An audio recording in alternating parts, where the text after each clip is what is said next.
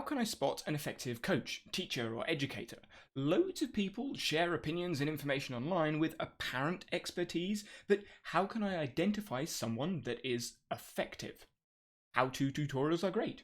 YouTube videos or playlists, Skillshare courses, or online courses that have more communication aspects are also useful, but what if I have questions? Want a quicker process, or want someone to help me through my struggles? To answer this question, I think back to a paper I read when I first started my undergraduate degree in sports coaching, called An Integrative Definition of Coaching Effectiveness and Expertise. The definition in this paper comes from the coaching, teaching, positive psychology, and athlete development literature, which, as you will see, can be applied in lots of other contexts, like online learning. Some measurements of effective sports coaching are the win-loss ratio or satisfaction and enjoyment, which are not necessarily wrong, but it means that successful, experienced, elite, expert, and great and all seem to be used to suggest the same thing. But as stated in the teaching literature, we need more clarity in what these words mean. One paper concluding that the concept of expertise in teaching remains highly ambiguous. Not very useful.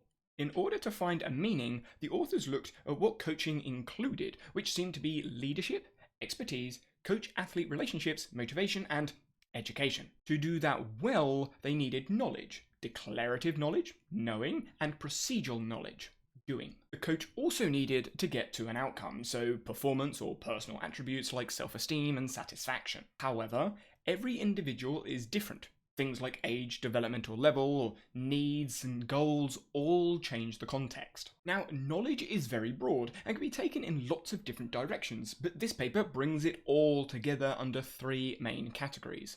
Professional knowledge, including the subject matter, curricular, and pedagogical knowledge, so learning science knowledge, the topics I speak about on this channel. Interpersonal knowledge, including relationships with students, educational community, and the local community, so the skills of communication.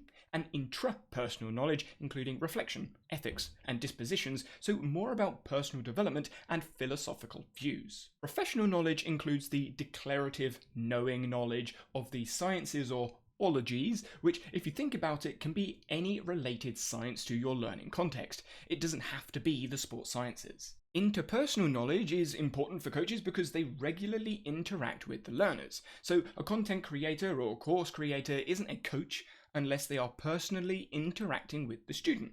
They are a different type of educator to the majority of the audience, requiring different types of communication skills. Then intrapersonal knowledge refers to understanding oneself using introspection and reflection, which I think is something anyone should be doing anyway, especially in this era of technology and evolving society. This triad of knowledge can result in good habits of thinking, maturity, wisdom, and a capacity to reason and make judgments with evidence, things that I can look for in people sharing opinions online. Assuming they have this knowledge, what outcomes are they aiming for?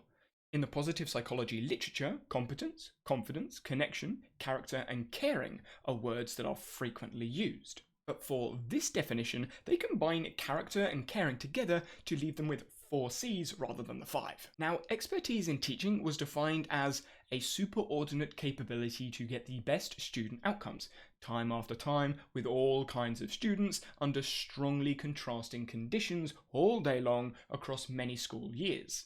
So looking for these outcomes, developing competence in technical and tactical skills, performance skills, improved health and fitness, and healthy training habits, developing confidence with their internal sense of overall positive self-worth, developing connection, creating positive bonds and social relationships with people inside and outside of sport, and developing character by respecting the sport and others, having morality, integrity, empathy, and responsibility. All of those outcomes will be developed over time, not just in one go. But in learning, context changes. How do you do that? And it can be expanded to a variety of different areas, like recreational sport, developmental sport, and elite sport. But when you add age into the mix, a model called the developmental model of sport participation suggests 4 contexts: the sampling years and recreational years for development with a participation focus, then the specializing and investment years for performance, with a competition focus. You could probably map this model to most domains and see how individuals fit in one context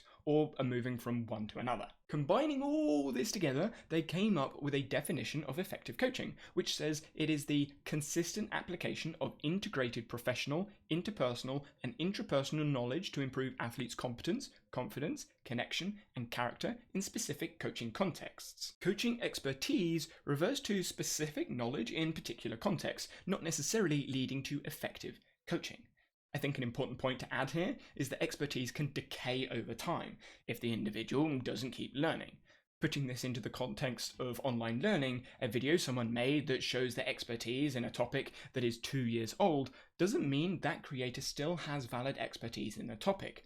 Have they kept up to date with the area? A second point raised is that effective coaches can apply their expertise to particular individuals and the situations they are in to maximize their learning outcomes. So it isn't a blanket approach of giving out the same advice, tips, or tricks because each context is different. The authors go on to talk about how lots of expert coaches rely on years of experience and/or performance records, but they don't find any evidence to suggest those variables are valid. So although experience and getting results help and are certainly useful indicators, it doesn't mean they are an expert now.